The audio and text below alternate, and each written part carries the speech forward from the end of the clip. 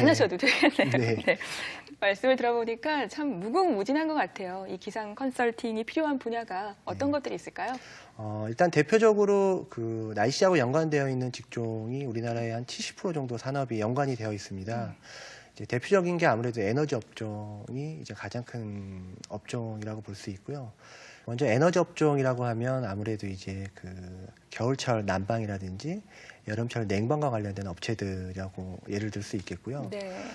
전력고래서 같이 여름철에 이제 전기 사용량에 대한 부분들이 이 기온에 따라서 영향을 많이 받습니다. 그래서 수요 예측을 정확히 해야 되거든요. 네. 근데 올 여름에도 이 전력 수요 예측이 잘못돼서 뭐 대규모 정전 사태라든지 이런 것들이 발생됐습니다. 그랬죠. 이제 그런 부분들을 미래의 어떤 수요 예측을 통해서 그런 위험들이 발생되지 않게끔 하는 일들을 하고 있고요. 네.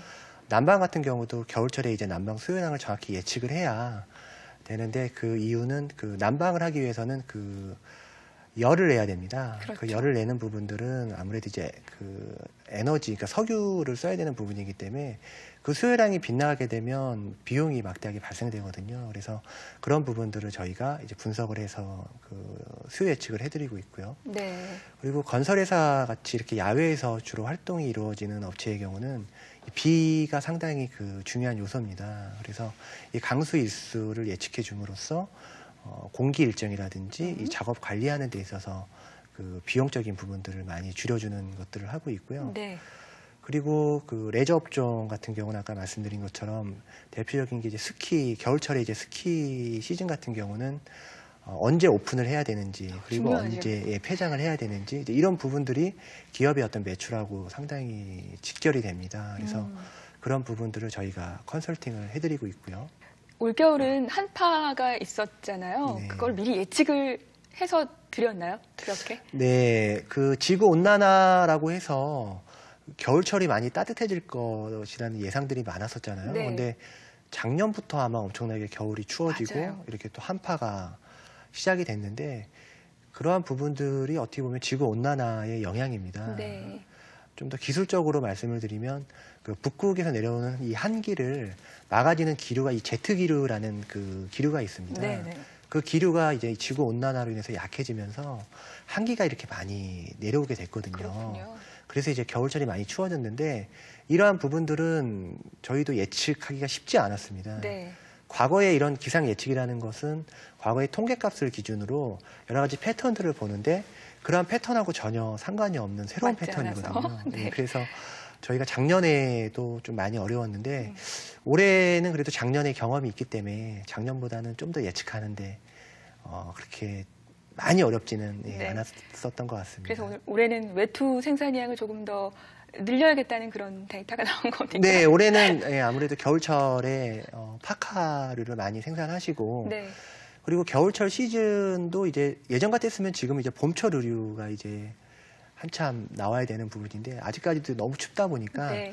이 봄철 시즌을 준비하는 그 시작점이 많이 좀 늦어지고 있어요. 그러니까 타이밍이 점점 이제 바뀌고 있는 거죠.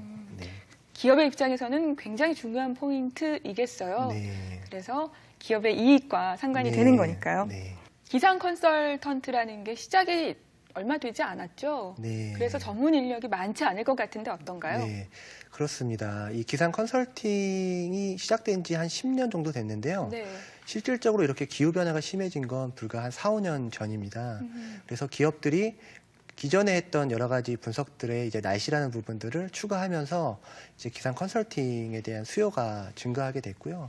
그리고 아까 말씀드린 뭐 대표적 업종인 뭐 에너지 업종이라든지 뭐 건설 업종, 유통 업종, 그리고 이제 의료와 관련된 업종에서 수요가 급증하면서 최근 2, 3년 전부터 좀 활발하게 이제 이 기상 컨설팅 업무를 했습니다. 네. 그래서 아직까지 그렇게 많은 인력들이 활동하고 있지는 않지만 저희 회사에 한 11명 정도가 활동을 하고 있고요. 네. 또 앞으로 이제 이런 기상 사업자들이 많이 생겨나고 있는데 앞으로 더 많은 기상 컨설턴트들이 생겨나지 않을까 생각하고 있습니다. 정말 적은 수예요. 네. 11명이요? 네, 아직까지는 11명 정도가 활동하고 있습니다. 그 11명에서 그렇게 다양한 일들을 수행을 하려면 네. 굉장히 힘들 것 같다는 생각이 들거든요. 근무 여건이 열악하지는 않나요? 네, 근무 여건은 아무래도 기업이다 보니까 일반 컨설팅 회사하고 별반 다르지는 않습니다. 그리고 대부분 프로젝트 단위로 일을 하기 때문에 그 프로젝트를 하는 기간에는 뭐 야근도 할 때도 있고 또 휴일에도 나와서 일을 해야 될 때도 있는데 이 프로젝트가 또 성공적으로 잘 끝나면 또 그에 따른 뭐 적절한 보상이라든지 네. 이런 부분들이 주어지기 때문에 네.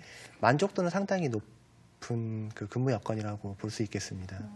일을 시작을 할 때 일단 컨설팅 진행 계획을 수립을 해서 어떤 단계를 거쳐서 일을 수행하게 되는 겁니까? 네, 일단 그 고객들이 문의를 하시게 되면요. 저희 컨설턴트들이 방문해서 그 기업들이 날씨하고 어떤 연관성이 있는지를 여러 가지 조사들을 합니다. 네. 그리고 그 고객이 어떤 부분을 필요로 하는지를 저희가 그 수렴해서 다양한 이제 그 분석들을 저희가 하게 되는데요. 가장 기본적인 건 아무래도 기업이 갖고 있는 다양한 매출 데이터를 저희가 고객들로 받아가지고 네. 저희가 가지고 있는 기상 데이터하고 여러 가지 통계적 분석을 합니다. 그래서 고객이 생산하고 있는 뭐 제품이라든지 아니면 서비스하는 부분에 있어서 날씨가 어떻게 영향을 미치는지 저희가 정량적으로 분석을 하고요. 네. 그 분석된 그 데이터를 토대로 다양한 기상 정보를 생산하고 그리고 업체의 특성에 맞게끔 보고서라든지 아니면 시스템과 같이 그 시스템으로 구축해주는 이제 그러한 일들을 하고 있습니다. 네. 기상 컨설턴트들이 일하는 곳, 과연 어떤 모습일까?